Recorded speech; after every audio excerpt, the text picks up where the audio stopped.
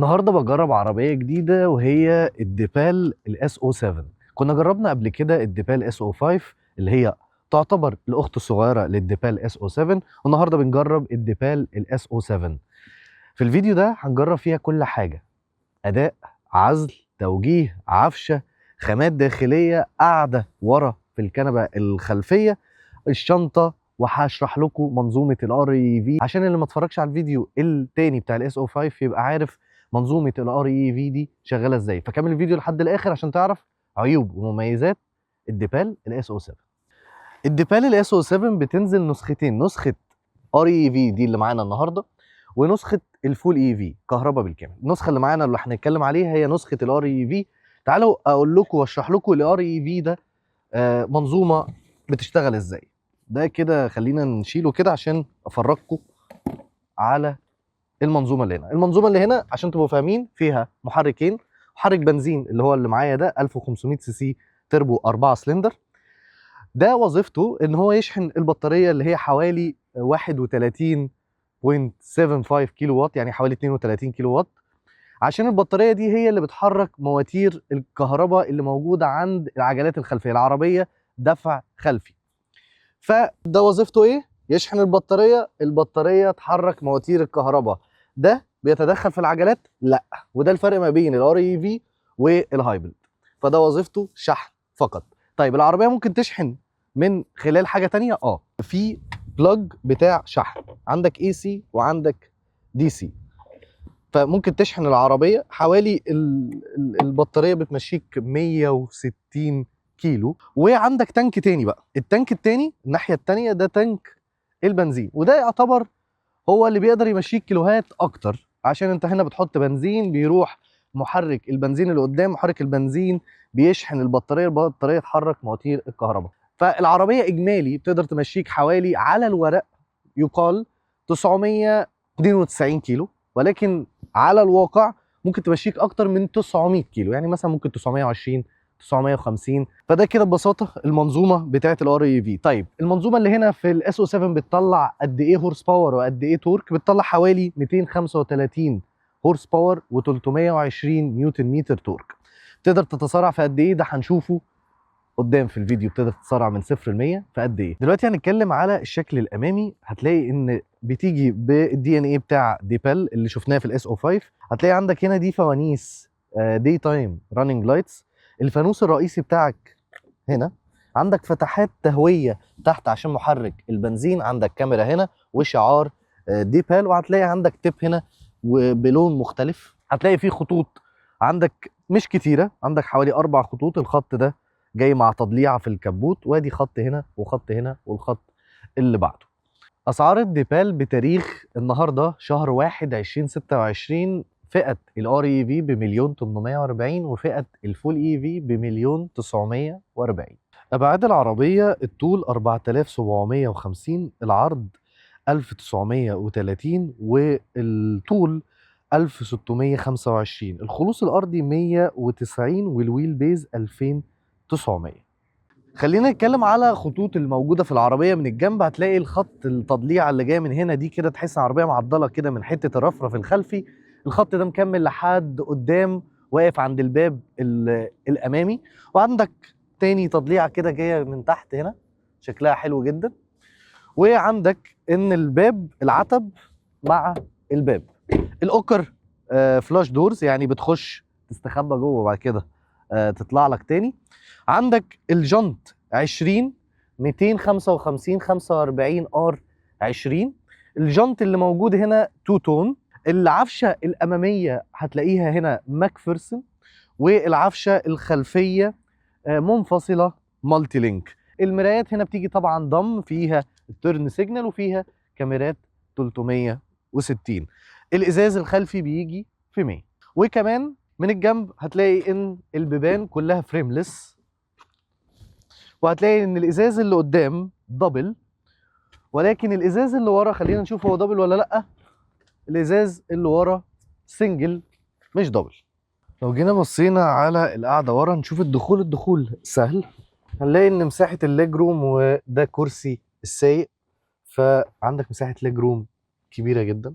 وده راجع ان الويل بيز بتاع العربيه حوالي 2990 من اجمالي الطول 4700 على ما اتذكر.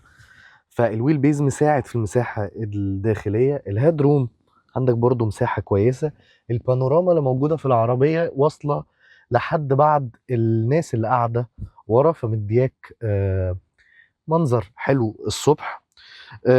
كمان هنا عندك ارم ريست بينزل بالمخضع بتاع الراس، في 2 كاب هولدرز وفي مكان تخزين.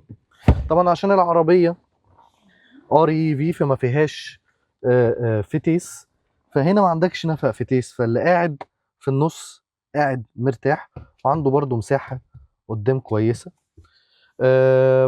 عنده بقى قدامه هتلاقي عندك فتحات تكييف واحده، ولكن انا ما اعرفش ليه الصينيين بيعملوا الحركه دي، ان هم محتاجين يفصلوا التكييف جزئين، واحد يمين واحد شمال، عشان اللي قاعدين ورا كده هيتخانقوا مع بعض يعني. عندك شاشه برضو تقدر تشغل فيها التكييف. بتقدر كمان ان انت تحرك الكرسي ده، فانا عايز اجي اقعد هنا وارجع الكرسي ده لحد الاخر، ده راجع كده لحد الاخر، ونشوف برضو مساحه، تلاقي مساحه كويسه جدا.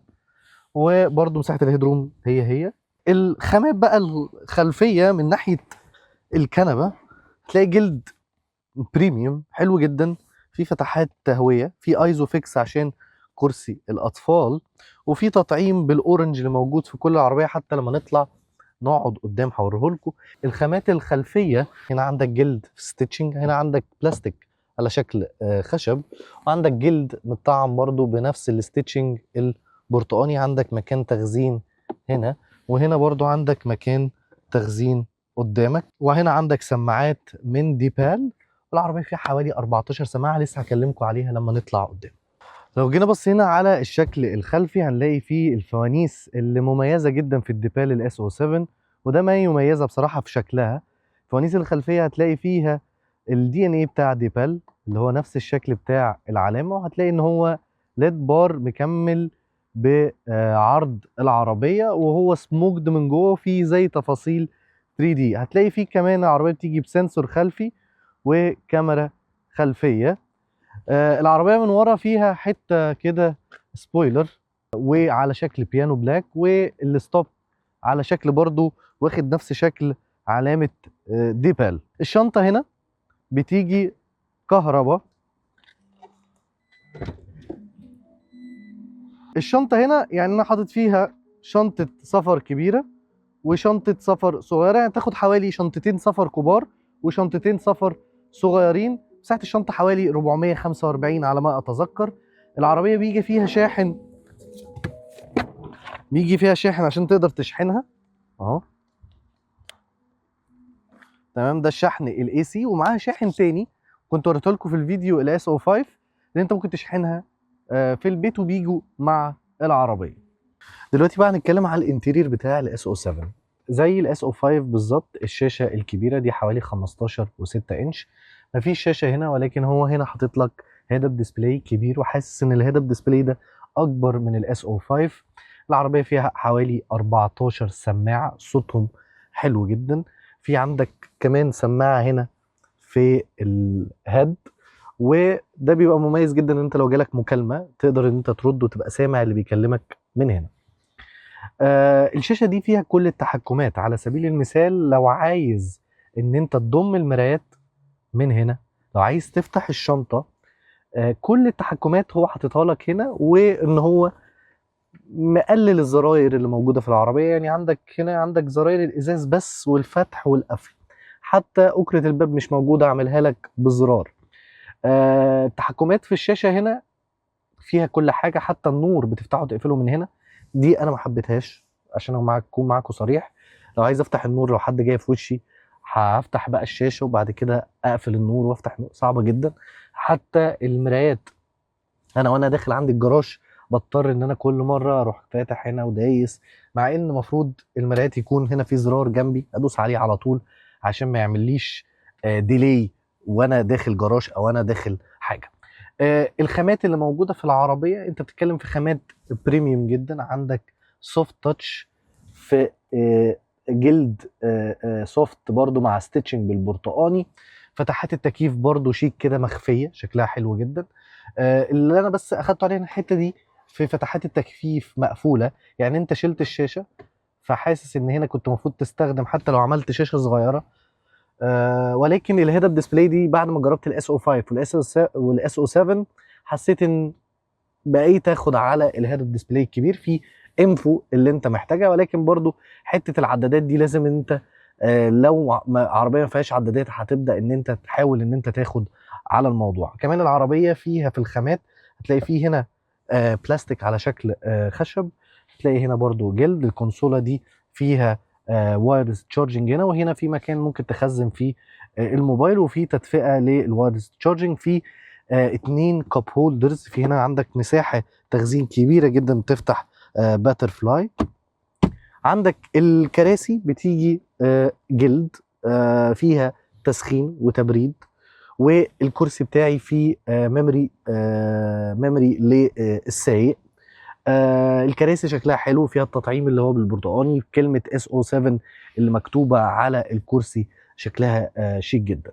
أماكن التخزين برضو عندك ده مكان للتخزين، وعندك مكان تحت هنا كده اللي أنا حاطط فيه حاجات كتير، ده مكان تخزين. وعندك برضو في البيبان مكان تخزين في البيبان من تحت، وعندك مكان تخزين برضو فوق مساحة كويسة. فأماكن التخزين والخامات الداخلية ما يميز العربيات الديبال عامة. عندك كمان الشاشة دي بتقدر انت تحركها في جميع الزوايا، وان هي مثلا لو عايزة تبص لي هخليها تبص لي. وكمان لما تيجي تركب العربية في كاميرا هنا اهي، الكاميرا دي مسؤولة عن حاجات كتيرة جدا هقول لكم عليها دلوقتي. مسؤولة برضو ان هي تشوف لو انا اللي ركبت هنا بتجيب لي الشاشة كده، لو انا نزلت بترجع في النص، تمام. ولو حد جه ركب هنا ومحدش راكب هنا هتبص للي قاعد هنا. خليني ارجع لكم بقى ايه الشاشه تاني مكنه، عشان عايز اوريكم بعض الاوبشنز اللي موجوده من ناحيه برضو السيفتي والشاشه. دلوقتي لو جيتوا بصيتوا هنا كده هنلاقي ان انت هنا عندك حاجه اسمها الكروز بايلوت، هتلاقي عندك لين تشينج اسيست، كل الامرجنسي لين كيبنج اسيست موجود، ممكن تقفله وممكن تفتحه. الفورورد كوليجن وورنينج هنا انا جربته، مش انا جربته يعني حصل معايا كذا مره، قوي جدا يعني سنسيتيف جدا. ممكن تقفله، ممكن تخليه لو او ميديوم او ليت او ايرلي. الاوتوماتيك امرجنسي بريكنج، رير كوليجن وورنينج، فيها كل الاداء السيستم اللي موجود في العربيه. حتى لو جيت فتحت الباب وحد جاي بسرعه بتنبهك. فدي كده كل السيفتي. العربيه برضو فيها 6 ايرباج. الدرايف مودز اللي موجوده في العربيه ايكو، كومفورت، وسبورت، وتقدر تكستمايز. هنا بقى في حته كويسه جدا في العربيه، ان هنا بيطلع لك استهلاك البنزين، عشان محرك البنزين اللي قدام 5.7 لتر لكل 100 كيلو. على حجم العربيه الاستهلاك ده كويس جدا. هنا بقى ليه علاقه بالشحن بتاع العربيه والتحكمات في الشحن. هنا برضو التحكمات في الشنطة، في البيبان، في كل الكلام ده، فكل حاجة فعليا من الشاشة اللي موجودة في العربية. هنا لو جينا بصينا على الطارة بتيجي سوفت تاتش في ستيتشنج برتقاني عشان تمشي مع الانتيرير كله اللي فيه ستيتشنج برتقاني، فيه خياطة برتقاني. هتلاقي ان الطارة فيها بتاع كده هنا، دي مفروض انا دي في معظم العربيات بشوفها هنا، اول مرة اشوفها تحت. هنا التحكمات في الشاشة اللي هنا، وبرضو تقدر ساعات تتحكم في الهيد اب ديسبلاي، ودي التحكمات بتاعت الكروز كنترول. عندك الفتيس من هنا، يعني دلوقتي انت هنا كده بتجيب النقلات كلها من الدراع ده، شالك الفتيس من هنا وحطه هنا عشان يديك مساحات داخلية اكتر.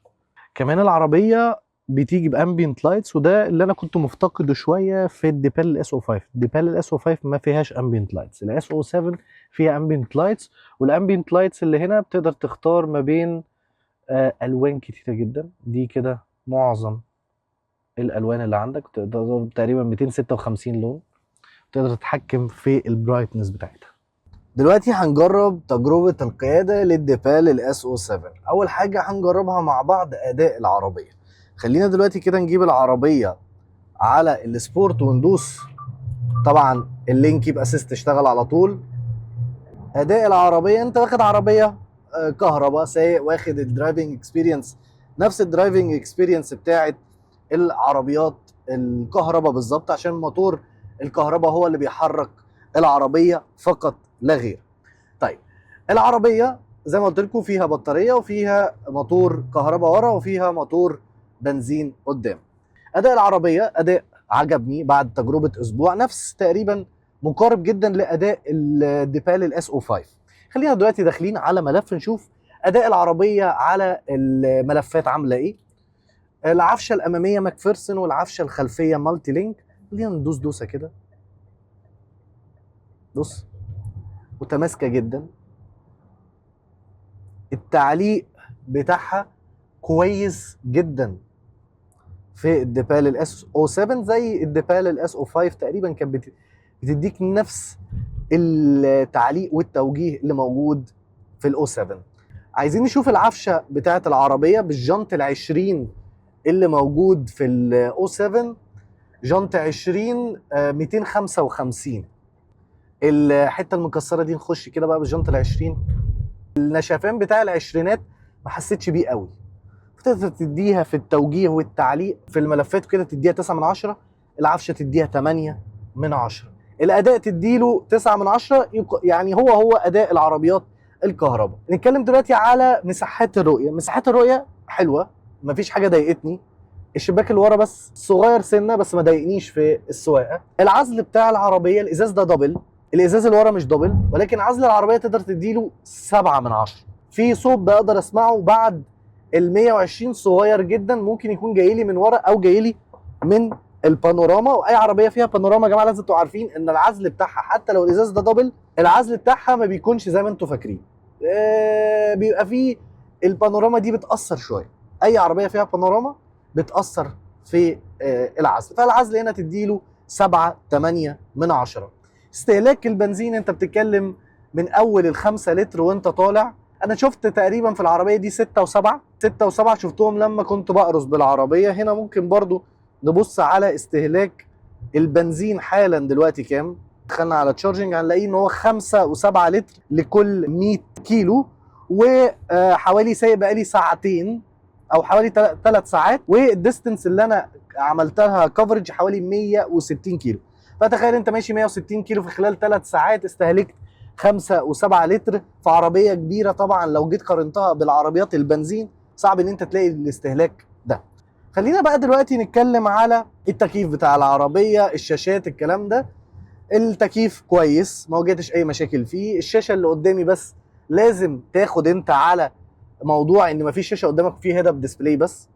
ولكن خليني اقول لكم ايه اللي عجبني في العربيه وايه اللي ما عجبنيش في العربيه. اللي عجبني في العربيه اداء العربيه، استهلاك البنزين معاه رقم 2، 3 الخامات الداخليه بالكراسي بما تقدمه من البيلدنج ماتيريالز اللي جوه. بيلدنج ماتيريالز خطيره، مفيش بلاستيك كتير في العربيه. فمثلا بتروح تركب بقى العربيه في الشمس بعد فتره كبيره ما بتلاقيش بقى تكتكه وبتاع والكلام ده. دي كانت تالت حاجه. رابع حاجه انا عجباني في العربيه نظام الساوند سيستم، وده كان عاجبني برضو في الاس او 5. نظام الساوند سيستم ديبال ال 14 سماعه حلو، عاجبني الصوت، نقاء الصوت، توزيعة الصوت جوه العربيه حلوه جدا. خامس حاجه عجبتني في العربيه والاخيره هي المساحات الخلفيه. عربيه ار اي في فما فيهاش نفق فتيس، فمساحات الخلفيه كبيره جدا.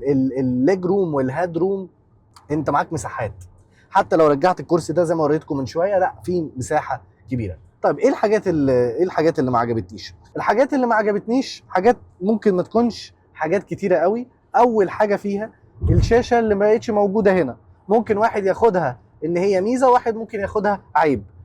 انا بعد ما جربت اس او 5 واس او 7 خدت على الموضوع، لكن لو واحد جديد ممكن ياخد وقت عشان يقدر يتاقلم على الموضوع ده. تاني حاجه فتحات التكييف اللي مقفوله من هنا، يعني انت شلت الشاشه وسبت دي، فكنت محتاج ان انا فتحات تبقى مفتوحه. عندك هنا فتحه وبس مش كبيره قوي يعني. في معلومه صغيره عايز اقول لكم عليها حصلت ولازم تبقوا انتوا عارفينها. عربيات الار اي في لما البطاريه بتنزل تحت تقريبا ال 10%، خلي بالك عندك تانك بنزين وعندك بطاريه. البطاريه لو انت جيت قرصت على العربيه والبطاريه مثلا فيها 10%، جيت جبت سبورت ودوست، البطاريه بيفضل فيها 9% في العربيه، زي بتحمي نفسها لدرجه ان هي ممكن تقلل لك الاداء بتاع العربيه، يعني ما بتاخدش الفول باور. فدي حاجه كانت حصلت معايا وقلت اقول لكم عليها، وده في منظومات الار اي في كلها مش في الديبال بس. حاجه بقى برضو ما عجبتنيش في العربيه، بصوا الانتظار فوق. صعب جدا ان انا اكون ماشي في طريقي وفجاه عايز ادي انتظار اروح باصص فوق. كنت شايف ان الزرار ده مكانه معمول في مكان غلط، المفروض يتعمل عادي هنا بقى، هنا. بس انا عايز ارجع اقول لك الديبال عايزه الشياكه، فهي دايما عايزه تشيل الزراير وتعمل لك شورت كاتس، فعملت لك شورت كاتس فوق هنا. دلوقتي هنجرب تسارع الديبال الاس او 7 من 0 ل 100 على الكومفورت. هي ايكو وكومفورت وسبورت، فهنجربه على الكومفورت. احنا بنجرب في طريق مقفول ما بنعديش ال 100، فيلا نجرب التسارع بتاع الديبال الاس او 7. بسم الله الرحمن الرحيم. خلينا نشوف بقى هي كده على الكومفورت هتجيبها في قد ايه.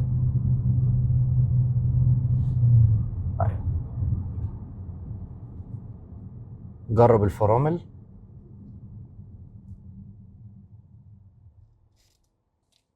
خلينا بقى دلوقتي نجربها على السبورت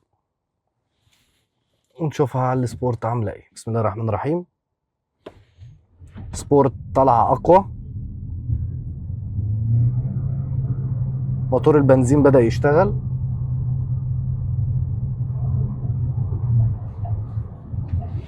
جرب برضو الفرامل.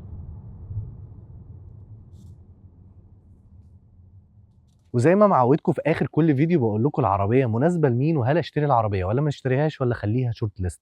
العربيه الديبال الاس او 7 هي مناسبه للعائلات من 5 افراد بسبب مساحتها الداخليه، وكمان مناسبه لو واحد عايز يركب عربيه كهرباء بس مش محتاج يشحنها فيركب الديبال الاس او 7 الار اي في. طيب العربيه اشتريها ولا ما اشتريهاش ولا اخليها شورت ليست؟ انا هخليها شورت ليست.